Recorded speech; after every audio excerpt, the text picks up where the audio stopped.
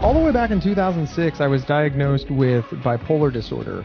And if you would have asked me 5 minutes before I was admitted to a psychiatric hospital if anything was wrong with me, I would have said no. I was perfectly fine. So people were like, how did you not know you were delusional? Did you honestly think that demons were chasing you? Yeah. And here's the thing, Greg, and I want to make sure your listeners understand, I was born this way. This is how my brain always worked. This is how everything always worked for me. And nobody told me it was abnormal. So it was normal to me. I just kind of assumed this was part of the human condition. And so the demons weren't always there. They didn't follow me 24/7. They would go away for months at a time. And then suddenly they would show up again and I would start responding to them because that's the nature of delusions. So it was a mess. It was an intermittent mess. All right, welcome back to this week's episode. So this week, we've got an awesome guest, Gabe Howard, who's the author of Mental Illness is an Asshole, which I love the title of it. And we're going to be chatting about that stuff today. It's a really sort of important topic, specifically, I think, for males as well in the world that we're living and the mental health crisis. And also really sort of thinking about how could we learn from this? And as we're moving with kids and younger generations and, role modeling and teaching and coaching in this world, we've got some tools to maybe help promote better mental health. Gabe, welcome to the show, my man. Thank you so much for having me. I appreciate the invite and for being here. Yeah, no, it's an important topic. So let's kick off with this. First, the title is amazing. It's such a powerful title. It perfectly expresses and communicates what mental illness is, which is it's an asshole, and it's difficult to deal with. And you know what they say about assholes? Everyone has one. So maybe we all have a little bit of mental illness, and we've just developed some of the coping skills. But as we were sort of wrapping before the show, you let me know that this came about because you've actually suffered with mental illness. So why don't we kick off with that? Tell us a little bit about you and what your mental illness is, and sort of how we've learned to manage this. Yeah. So all the way back in 2006, I was diagnosed with bipolar disorder. And if you would have asked me 5 minutes before I was admitted to a psychiatric hospital if anything was wrong with me, I would have said no. I was perfectly fine. So and people are like, how did you not know you were delusional? Did you honestly think that demons were chasing you? Yeah. And here's the thing, Greg, and I want to make sure your listeners understand, I was born this way. This is how my brain always worked. This is how everything always worked for me. And nobody told me it was abnormal. So it was normal to me. I just kind of assumed this was part of the human condition, the human experience. Nobody redirected that. So yeah, I thought I was perfectly fine. And here we were. And how old were you when you were diagnosed? I was finally diagnosed when I was 26 years old. I was 26 years old. Wow. So, let's back up. Being undiagnosed with bipolar, and what was that like as like a kid? And the other part to that question is did it become more severe the older you got, or was it always at a more sort of high level? So it's always difficult to answer these kinds of questions because of the nature of bipolar disorder. Right. So I'm going to start sort of in the middle of the question. Okay. Bipolar disorder is a spectrum illness. And I say that because you can be anywhere on that spectrum. People often hear bipolar and they think of the two extremes, which it's right in the name. I understand why they think that. They think the highs, hypomania, mania, or they think the lows, depression, suicidal depression, etc. And those are in fact the two extremes. But you can be anywhere on it. So you can be right in the middle.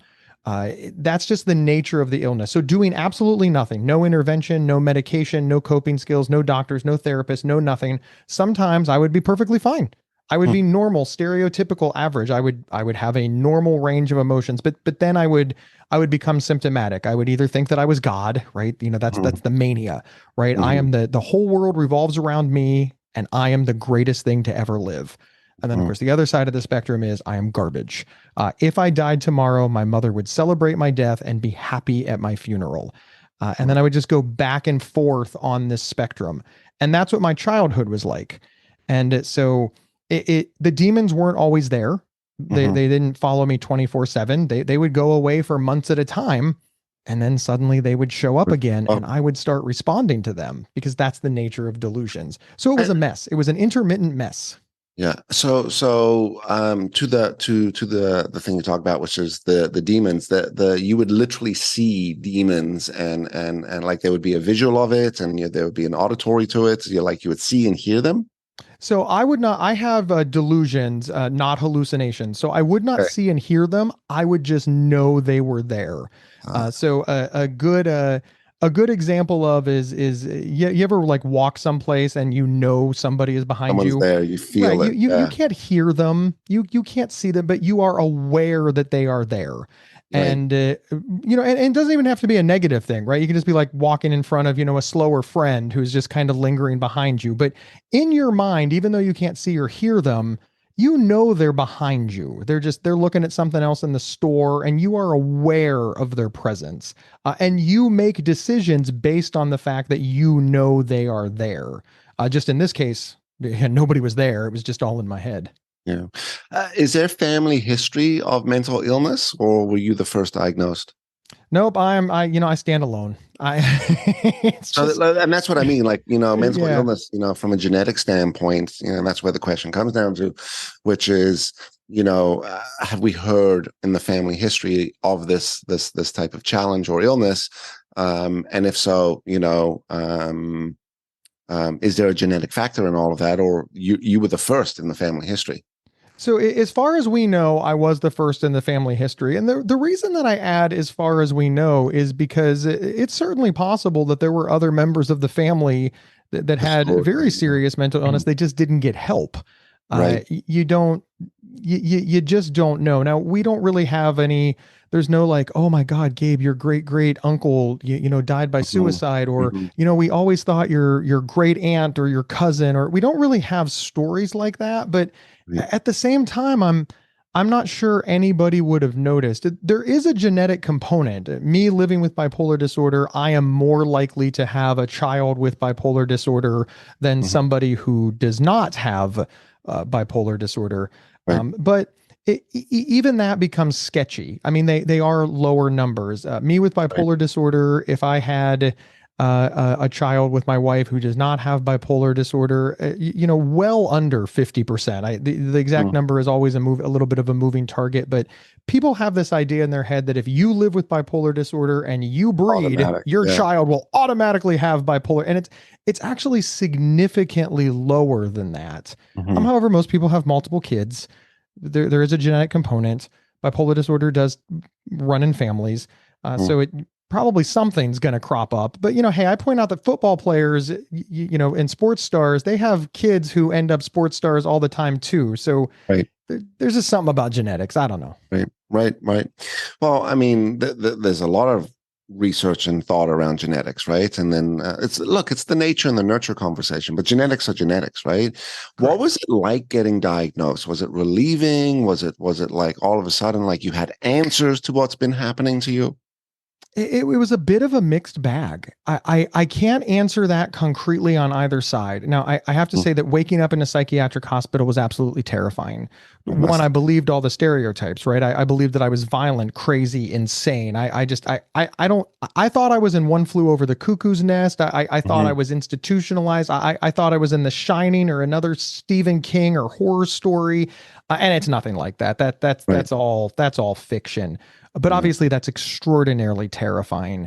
Now, later on in the process, when I received the diagnosis, when I read the pamphlet, when I went to the support groups, when I talked to the doctors and the nurses and all the people, I started thinking, wow, so you're saying I don't have to be this way? Mm. That was sort of a thought that kind of occurred to me. It's like, well, you're saying I don't have to be this way because I don't want to be this way. I Mhm. didn't know that I was this way because of an illness. I thought I was just an asshole or a jerk Mm. or a problem. Mm. Just I don't know. That's I just thought I me, was right? That's something. just the way I feel. That's just the way I do. Yeah, That's just the way I respond. Yeah. I didn't think there was an illness process involved, but I didn't like who I was. I didn't Mhm. like how I felt. I just thought it was a personal failing, Mhm. a personal failing that I had to fix. I didn't know that there was quote unquote help. So, in that way, Greg, relief, a lot Yeah. of relief. All of a sudden, for the first time in my life, I had answers, a path forward, hope, something. Yeah. So it's sort of a mixed bag, being given hopeful news in a terrifying place. Yeah. Well, I think that's what's so scary about sort of mental illness, right? Which is it's isolating and it's you suffer in silence sometimes, right? And without being diagnosed and without having a good grip on this, it becomes overwhelming, right? I mean, it's almost like you define it as normal, like, well, I've just always felt this way, so it must be normal. Sorry, this is my email going off, which I should turn off. Give Don't you me. love it when emails interrupt podcast And to the recordings? audience as well, this is the day in the life, right? Trying to switch from Yeah. one task to the next, right? Love it. Love it. So you mentioned that personality disorders and bipolar operates on a spectrum. Can you expand upon that a little more? Which is, when it comes down to personality disorders and the spectrum, what is that, and how do I? What is that? Let's start with that. I think there's a misconception in everybody's life that if you have some sort of illness that it exists in this one spot. And I point Right. out that nothing, everything is on a spectrum, right? I know how to cook. So does my grandmother. That we are worlds apart. My grandmother is just a world-class chef. I mean, just her food is just incredible. And I can make dinner. But I have things in my repertoire of cooking that defeat my grandmother. My grandmother is like, Gabe, you make the best lasagna, right? So cooking exists on a spectrum. If we use that analogy, my grandmother is absolutely the better cook, but it doesn't mean that there aren't things that I can't cook better than my grandmother. So you got to look at the spectrum like that. If we have a cooking contest, she's going to win unless they pick lasagna. And then all of a sudden somebody would say, oh, well, Gabe is a much better cook than his grandmother. Right. Why? Because I have that one thing. My grandma's got dozens of things that she defeats me on. Also, Right. not for nothing. If you just, my grandmother, she's 87 years old. So she's got that old timey housewife skill where if you Right. just hand her a laundry basket of ingredients, she's going to make a world-class dinner. If you hand me a laundry basket of ingredients, I'm like, you got a recipe? You Yeah, got where like do I some start? instructions to follow? Like I don't have decades of cooking experience where I learned that you can substitute this for this for this for this for this because I was in a pinch and raising 4 kids and couldn't get to the grocery store because I lived in a time where we only had one car and my husband had it. So Mhm.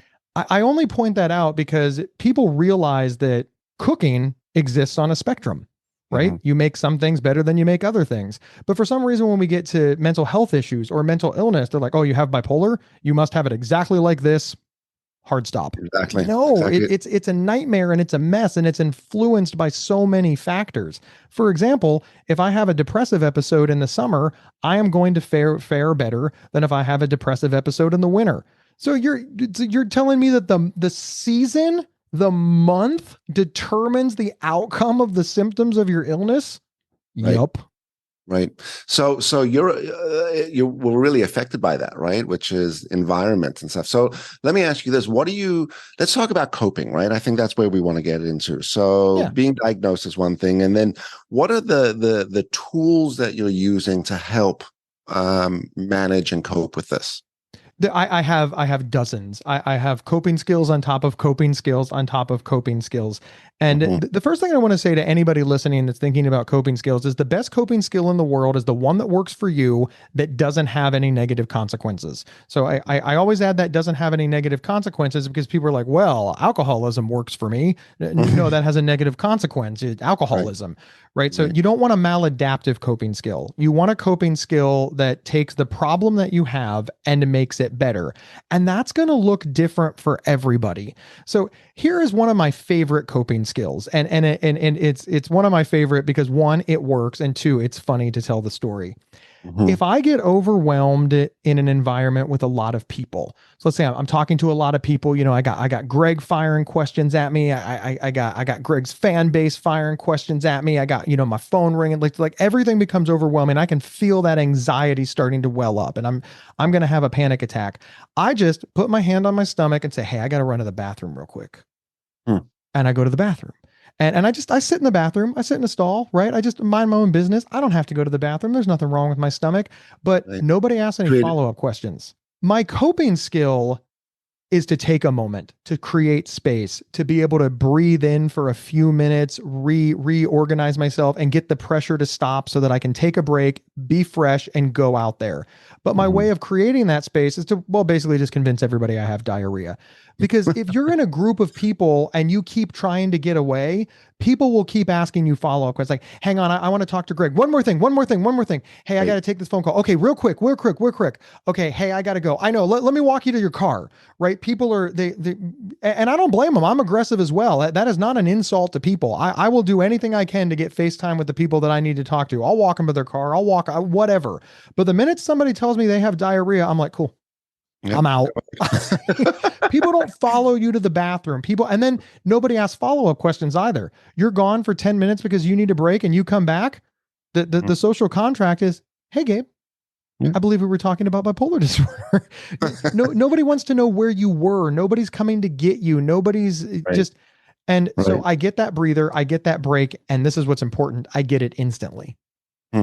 Really smart. One of the things I teach in emotional intelligence is something called the STOP concept. We have a whole process for it, but the premise of that is my ability to pause and create space in the moment. So it's one, to pause the instinctive reaction if you're more of a heightened sort of reactive type of personality, and for others, what we call more of the withdrawn type of personalities, sometimes it's about going and creating that space, because it's like activating that intelligent sort of frontal lobe again, right? We get the problem solving happening, we get the intelligent thought happening, because what's often driving us in the moment is survival, right?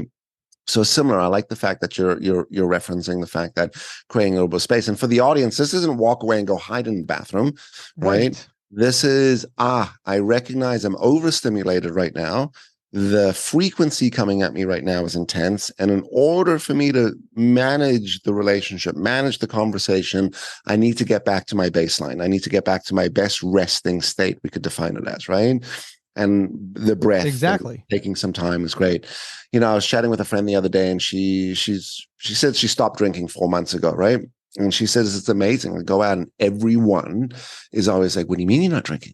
Why don't you just have a glass? Come on!" And she's like, "There's so much pressure in these social environments that what I've started to do." And if she's listening to this podcast, you know who you are.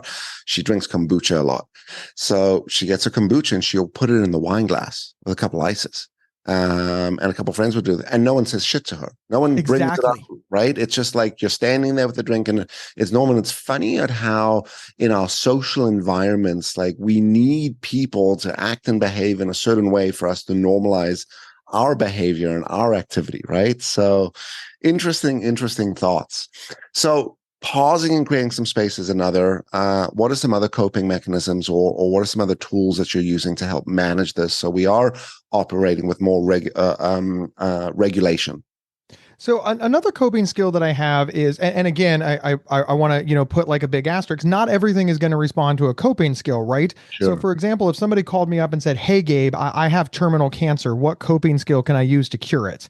There isn't one. You need, radiation or chemotherapy. You need an oncologist, right? So I do want to be mindful of the fact that not everything is going to respond to a coping skill. And even things that have historically responded to a coping skill, I don't want anybody to hear that I've never broken down in a group of people and just, I did the best that I could, but I didn't catch it fast enough to grab my tummy and head to the and head to the bathroom, and all of a sudden, somebody realized, Gabe he's got word salad. He's not making sense. He's drenched in sweat. We clearly need to save him.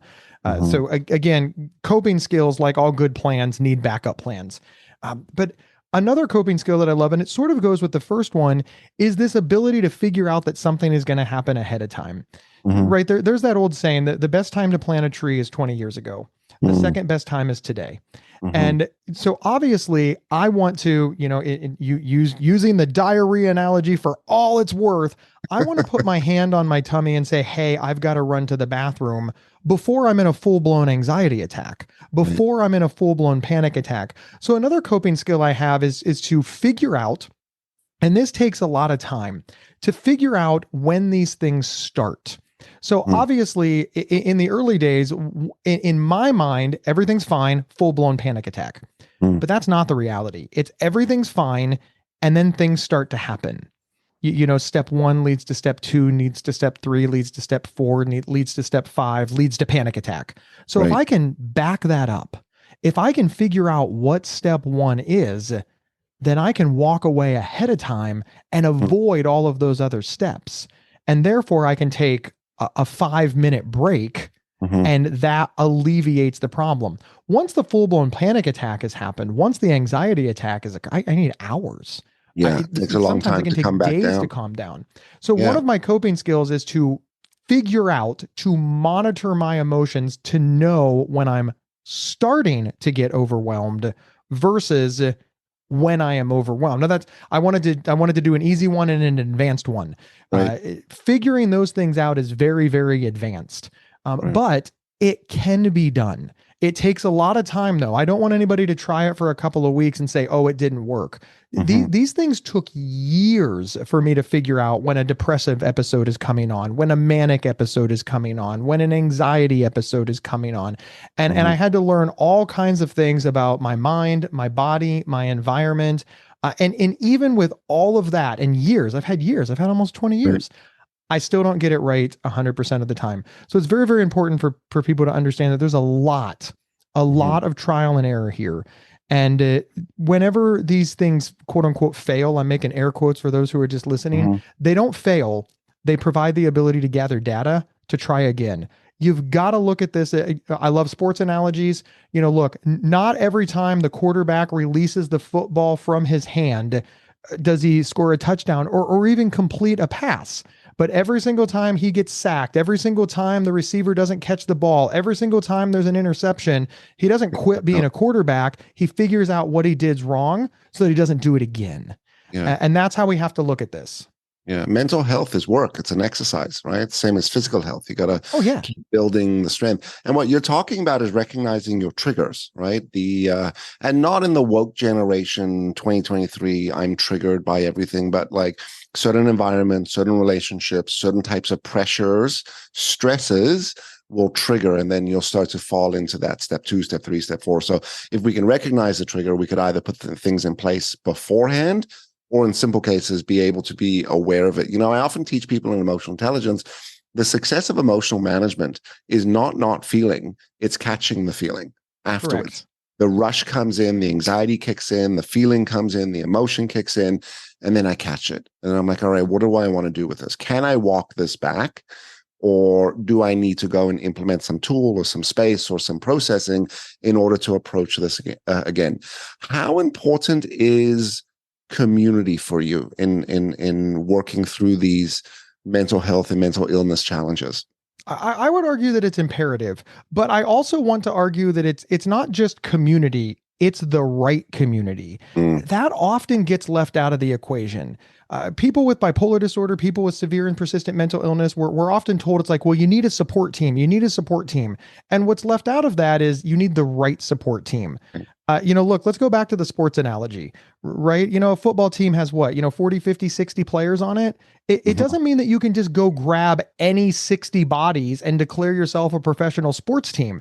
You need the right people. But for some reason, people with mental illness, because we're often isolated, we're often alone, and we absorb this message that anybody is better than nobody. Right. Nothing could be further from the truth.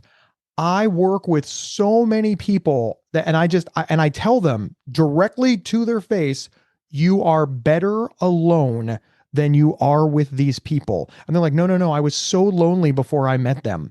And I'm like, look, they are toxic. They are using you. You're codependent. There's just so many things that are just worse than loneliness. Loneliness is a big deal. I don't want to say that loneliness is not a big deal, but listen, you gotta choose, right? And sometimes these, the people that you can pick are not looking out for you. They are either actively using you because they're taking advantage of you, or because they're sick, they're not in a position to support you. So you have now commingled your issues. So instead of having your issues, you have your issues plus their issues, plus the drama that your issues combined create, and nobody's getting well. But because you have each other, you think you're protected, which means you're not even looking out for problems because you're like, oh, well, I've got Bob. No, Mm. no, you and Bob have become toxic. I want to be very clear here. For some reason, whenever I say that, people are like, yeah, if you're dating the wrong person, nope, didn't say anything about dating. They're like, right, if you're in the wrong Mm. relationship, nope, didn't say anything about relationships. Well, women do this all the time where they find bad men. Nope, both men and women do this, and they do this with friendships. These are friendships. These are I'm hanging out with Bob and my name is Gabe and Bob and I are just friends, no romance anywhere. In fact, Bob's got a wife, whatever. Mm. And the two of you get together and you make each other worse, but you're like, hey, at least I'm not alone. Yeah, you're Right. worse, man. It's hard. Right. So to bring this all back, Greg, finding the right people is imperative. I am super fortunate. I have made so many amends with my family from where we started. So I can count on certain members of my family to tell me certain things. And I know what certain things I can tell I can rely on my family for. Right. My wife, super engaged, right? Right. And just if I can take a second to just go back to say, even when you have support people in your lives who you trust, you've got to know what you can trust them with. I'm going to go back to my grandmother. My grandmother is 87 years old. I love her. She loves me. She is my greatest source of support. When my grandmother asked me if I have taken my medicine today, Mhm. that is zero data. That doesn't mean that she's noticed that I'm off. That doesn't mean that she's discriminating against me or looking down on me. She is just worried that I have forgotten to take my pills. Yeah. Knowing that is good. And you've just got to extrapolate that to the other people in your lives. Right. Right. Communication is about understanding. Do you know what the percentage of general population that has personality disorders are? I don't The know what number? I don't know. No. It's about 10%, right? Which is interesting, which says for the audience, right, that personality, the spectrum of personality and disorders or illness, right, 10% of the general population suffers with something, which means, right, you probably know someone in your life that is challenged with mental illness, and sometimes they're undiagnosed, right? And this isn't now to label Uncle Tom or Mary or Sue, but this is to start to recognize that it's a battle. There's a wonderful saying, not a wonderful saying, but the mind will go before the body goes, right? We need to really look and work mental health appropriately. What about food? Do you find that certain foods and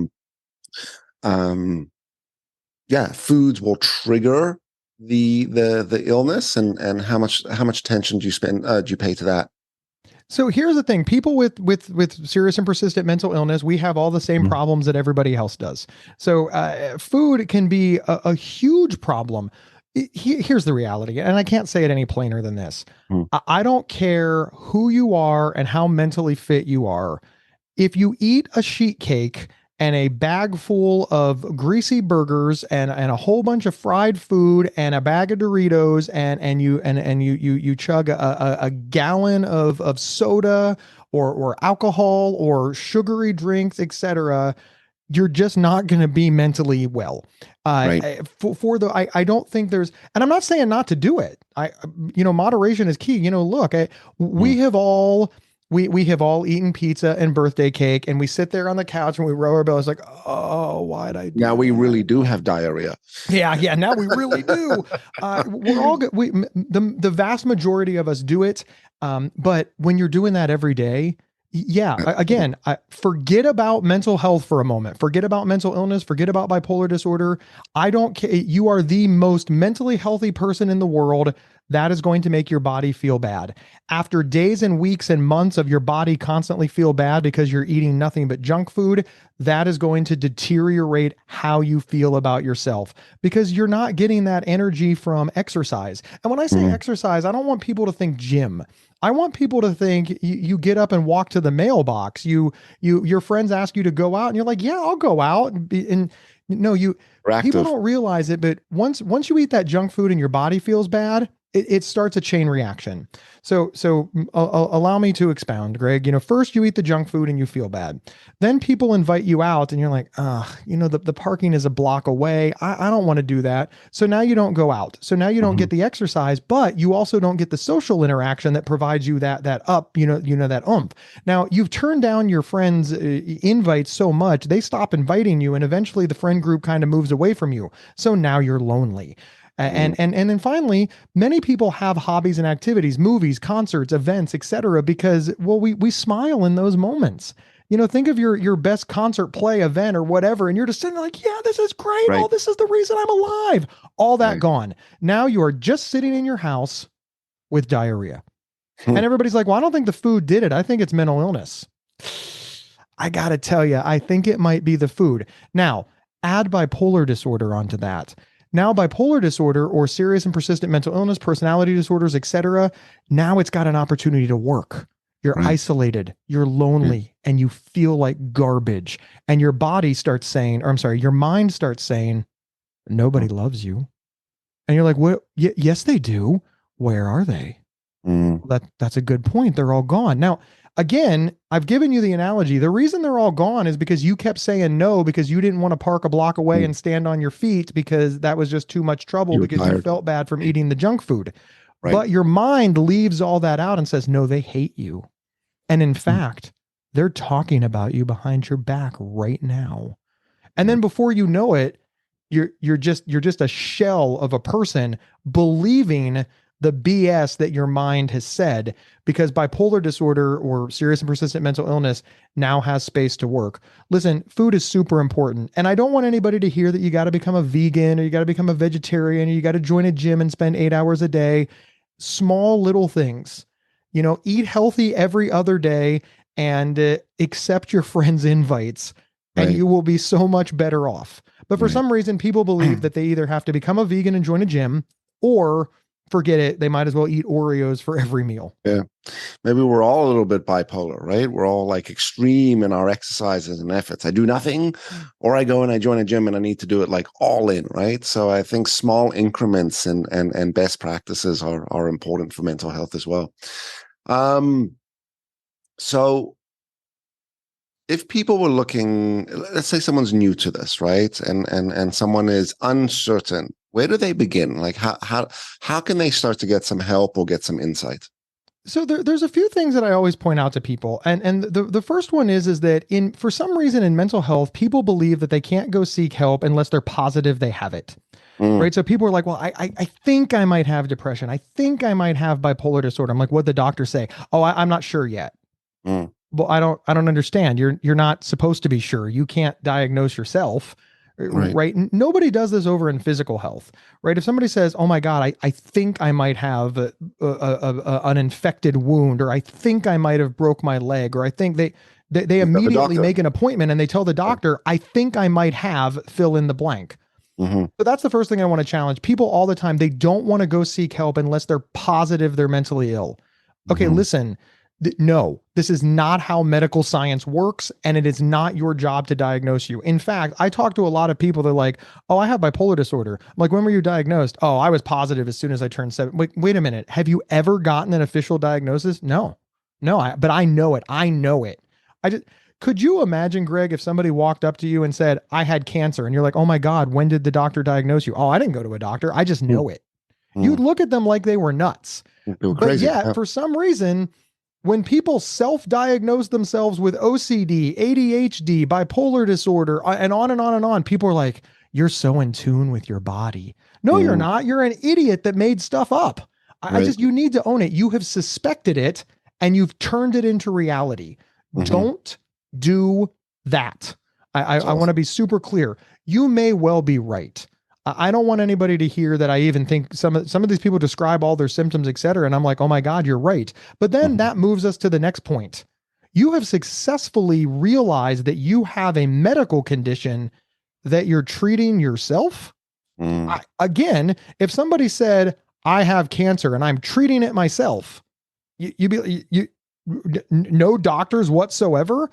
Listen, I can name famous example after famous example. Steve Jobs did that. Right. Steve Jobs decided that he could cure his own medical conditions, and he died from them. Mm. I can't be any plainer than that. Right. He was a genius. He was rich, and he was so arrogant that he refused to seek the help of professionals. And even though he was correct, he did have what he thought he had. By the time he realized that he needed help, he had crossed the Right. Rubicon. Yeah. It was too late Yeah. for the doctors to help him. Had Yeah. he gone to the doctors a year or two before, Steve Jobs would still be running around inventing stuff. Right. I am not a fan of Apple products, but I am a fan of people living as long as they can. I see the opposite problem here where people do not have anxiety and they're screaming the fact that they do have anxiety. Right? It's become almost like a badge of honor or like a relatable thing, right? Like, oh my God, I've got such anxiety about this problem, or I've got such anxiety about this task, and I literally want to slap these people to be like, you do not have anxiety. Stress and being diagnosed with anxiety are two very different things, right? And this is not to negate people's challenges and concerns, but it's to call it out a little bit, right? Like this whole like, I'm depressed, I have anxiety. Too many people use that label. And I think, it almost becomes a permission for them to not take action or to to define their behavior as normal, right? There's so much to unpack there. And there's the first thing that I want to say is I think this is an example of where medical science did a great disservice to the general public, because the term anxiety can mean just anxious. Like, for example, let's say that I was nervous about coming on this show and I'm like, oh, I'm so anxious. Greg's going to interview me. He's a great interview. There is nothing incorrect about that statement. And unless I say, and so I have a medical condition of anxiety. So we really named these things poorly. For example, depression doesn't mean sadness. It means depression, which is a different thing, but people can't understand it. So they're like, what's depression? Well, I'm sad. Oh, and so in their defense, they're using the words correctly as per the dictionary, but they're using the terms incorrectly as per medical science. And we've got to wonder why medical science didn't do a better job of helping us with this. And the reality is medical science tried. But people were like, well, I don't understand what dysphoria is. And then somebody explained it to them using simpler words, and those simpler words carried on. And just, generalized anxiety disorder, which is the actual name of diagnosable anxiety, became I have anxiety. What I want to do is flip the script a little bit on that one and say, here now in lies the problem. Let's say that you meet nervous person after nervous person. Now they're genuinely nervous and they say, I'm so anxious, I'm so anxious, I'm so anxious, I'm so anxious. So now you've got that in your head as what anxiety looks like. And then Gabe comes along and says, hi, I have panic disorder, I have generalized anxiety disorder, and I'm prone to panic and anxiety attacks. And that person says, oh, okay, well, you're like Bob. Bob's a little bit nervous before he gives his speech, but he always pulls it out. I'll just give him a pep talk and he'll be fine. So now the solution to my medical condition is the same solution to Bob's nervousness. And also, people just don't take me seriously. I tell people all the time, I have depression, and they're like, hey, buck up, man. Yeah. Because if you're sad, a buck up pep talk is actually very meaningful. Right. But depression is not sadness, as you described earlier. It's, sadness is the emotion. Depression is the diagnosis. And you're also saying something very key there. And this is for the audience, right? You notice what Gabe is saying? He's adding the word disorder in, which is diagnosed. And what is a disorder? It is when it is disruptive to the normality of your life. Your inability to work, your inability to hold relationships down, your inability to function in life. That's what the disorder is. Anxiety is different than an anxiety disorder. And as I say this to a lot of people, I go, do you know anxiety, nervousness, and excitement is the same emotion? Right? Oh my God, I'm so nervous. I've got to give a presentation. I'm so anxious. Oh my God, what if I embarrass myself? Right? That's the same emotion as excitement. Oh my God, I get to give a presentation. I'm a little nervous, but I'm going to kill it, right? Like I'm going down the roller coaster. Oh, my tummy, right? But it's the perceived outcome. So it is normal to be anxious and nervous. It is normal to be sad. It's about sometimes recognizing where these things become overwhelming. My father suffered with depression, severe depression, Um, and truthfully, he didn't get on medication until he was in his 50s. And we used to say this. I wonder what Paul would have been like if he got on medication or he was diagnosed 20 years earlier, because it would have been completely different, right? Gabe, this is super, super interesting in regard to the world that we're living in. I just want to get the audience in I want you to share some of your info with the audience. If the audience want to learn more about if they wanted to get in touch, if they want to discover new resources out there, and of course, if they want to pick up your book, where could they do all of that? All right. So one-stop shopping is GabeHoward.com. You can learn everything about me there. Now, the book is Mental Illness is an Asshole and Other Observations, which of course you can buy wherever they sell books. But if you want a signed copy, and I throw in like a bunch of stickers and stuff, you can go to GabeHoward.com and buy it there. I also want to point out the Inside Mental Health podcast and the Inside Bipolar podcast are great podcasts. You can find them on your favorite podcast player. I recommend them for a couple of reasons. One, shameless plug, got to do it. That's why I do these things. But two, they're free. They're free. I love the book, and but the book's going to cost you. You got to pay for the book, and for some reason, I feel bad about that. Where the podcasts are absolutely free. So listen to the podcast. Make sure you like me before you pick up the book, or just pick up the book. Again, you can really hear how shitty of a salesman I am. The book is fantastic. It's 380 pages of awesome. The podcasts are awesome too. And if people wanted to reach out to you to be like, hey, can I just ask you a couple questions and just get some more insight? Is there a submission form that people can click on your website? Yep, absolutely. You can also just email me at gabe@gabehoward.com. I always warn people my email box is a madhouse. It's a jungle. So it may take me a little bit to answer you, but I have a policy that I answer 100% of the email that I get. Which sometimes creates funny things like, dude, I emailed you like 2 months ago. And I'm like, I know. and your number came up and I got to you. But I do my absolute best to answer all of the emails that I get. But gabe@gabehoward.com, or of course, like you said, there's a web form on my website. That's amazing. So I got 3 more questions for you. All right. First question, just about your book, Mental Illness is an Asshole, which again, what an awesome name. Are you very specifically talking about bipolar disorder, or are you speaking about mental illness in general? So it's a little bit of both. I want to be completely transparent with your audience. Obviously, my lived experience is bipolar and anxiety. And since I'm writing from my perspective, bipolar and anxiety come up a lot. But one of the symptoms of bipolar disorder, of course, is depression. So depression comes up a lot.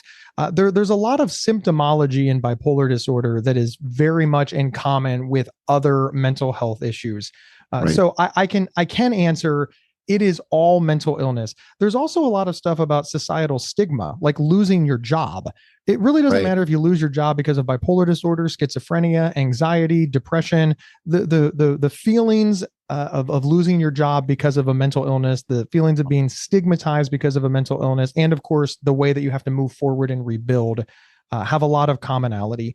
But with 380 pages and a lot of observations, I'm very fond of saying that there is something in there that will make everybody very happy and will piss that exact same person off. I really try to hit the entire spectrum of mental health issues. And I love it when people find that thing that they love. And I also love it when they find that, Gabe, I could not disagree with you more. I'm like, good. I am glad that you're disagreeing with me, because it shows that you're applying this to your own life and making decisions for you and not blindly following me. Because I don't need that kind of pressure. I don't need people to blindly follow me. That's not a good idea. Don't recommend it. 0 of 0 stars. It's amazing, Gabe. You're an awesome human being. The other thing for the audience, don't read the book and then start to self-diagnose. I think what Gabe's really sort of emphasized here, which is, there's a difference between feeling and then being diagnosed with a disorder. And if you are concerned about it, it is very important to reach out to some sort of professionals and get some sort of insight and help. And the resources are there. I mean, that's what's exciting about the world that we live in. I mean, if you talk about this 50 years ago, right, they just would have said, Gabe's a little sensitive, or he's crazy, or he's difficult to deal with. Today, it's like, well, hold on a second. I've got insight and the stigma as well. Gabe, at the end of the episode, I forgot what my second question was going to be, but I might remember anything. So we'll go straight to the third question, which is, at the end of the episode, we come to the most important question, which is, what do you think we could all do to be better humans tomorrow? I think one of the biggest things that we could do is understand that disagreement is not disrespect. I see everywhere people disagreeing with each other, and I was like, but that's okay. They're not disrespecting you. They just don't see it from your point of view. And in reality, they shouldn't. There is a world of difference between a 47-year-old white guy from Ohio and a 20-year-old African-American woman from California. And if we had to agree on everything, our lives are in completely we have different everything, gender, races, coasts. We should see things differently. And at one point, I really feel like we just took a bad turn. And listen, I got to tell you, I love people who respectfully disagree with me. And here's why, because that's the only way I can learn. If I say something and everybody around me just parrots it back, I will be the same forever. All of the awesome things that I have learned in life started out by somebody saying, well, actually, or, Gabe, or, oh, I don't agree with that. And me saying, tell me more. Right. And listen, this is dialogue. Greg. This is what dialogue is. And that is exactly what dialogue is. And listen, Greg, I'm going to be like, I also want to be frank to the I would say that a solid 80% of the time when I say, tell me more, and they explain it to me, I think, well, that's wrong, or I don't agree with that, or that doesn't work for me, or that's okay, but that's okay as well, right? But that's okay as well. And I say, thank you. And I put it in. And sometimes years later, I'm like, oh, I see what they were thinking. But what I always am, 100%, well, 99% of the time, there's obviously that 1% that covers racism, misogyny, and just evil, right? Sure. I don't agree with evil, right? That is deserving of disrespect. But for the vast majority of things that I come in contact with, it's just people who see things differently than me. Yeah. And that is okay. And we have decided at some point in life that you got to pick a team, and you got to be willing to die for that team.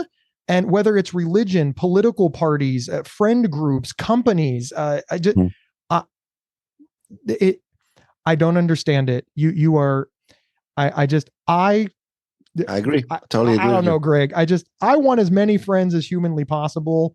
And I am willing to accept that maybe we don't have the same outlook on life, but we like the same movies. Right. And I will be your friend to the end if you like John Wick. I don't care how you vote or where you go to church. If we can talk about John Wick, I am your buddy, especially if we can do it over pizza. Right. That's amazing. That's amazing. I was thinking, I've been watching a lot of social recently. There's a lot of stuff going on in the world, Ukraine, Russia, Israel, Palestine. And I'm watching people divide. Again, same what happened in the pandemic. Now, I don't want to get down the political conversation, but I've caught myself a couple times being like, you know what? I disagree with what they just posted, but I'm not going to resent this human being. I'm not going to get into the caught up of screw you, you have that side or this side, or it should be this, or it should be that. And we're talking very extreme examples right now. And I start with that example because I walk that back in my life, right? It could be just a disagreement about where we want to go for a restaurant, right? I think it's really important that we appreciate that disagreements should lead to dialogue. And as you said, if we could do that respectfully, amazing. Amazing. Gabe, it's a lot of fun. Maybe it's because I'm a talker, Greg, but you know what? But a bunch of people sitting around agreeing with each other. Yeah. How boring. Is totally that? Boring. Totally boring. And you know what? I said this the other day, this used to, and you just describe it. I disagree with you, but tell me more about your perspective. And then you tell me more about your perspective. I say, look, I still disagree with you, but cheers. And let's move on to the next topic. That's what it used to be like. Debates and dialogue and discussion and convincing you, right, of these different perspectives. Gabe, I appreciate the work you do, man, and I really you're what you represent, the effort of working through the challenges that you've gone through and discovering some ways to do it, and then being able to share that. It's amazing. It's absolutely thank you so much. For the audience, don't forget to like, subscribe, and share. And we are going to drop all of Gabe's links in the show notes as well. But just if you're listening now, GabeHoward.com. That is where you can pick up his book, and that's where you can find his podcast. Definitely a podcast to subscribe to. And if you know someone that's suffering with mental illness or a mental suffering or challenge with mental health, check out Gabe's stuff. Check out the book. Go listen to a few of his episodes. See if anything picks up from there. And then, recognize that there's enough resource out there. And Gabe is a perfect example of being able to manage and cope and grow and get a grip on this stuff. Life doesn't have to be limited, and we don't have to suffer in silence, because there are people that have walked the path before you, and they just might show you the exact path to take. All right, Gabe, thank you. I really appreciate you. Oh, you're very welcome. All right, back to the audience. Again, don't forget to like, subscribe, and share. And of course, we will see you next time.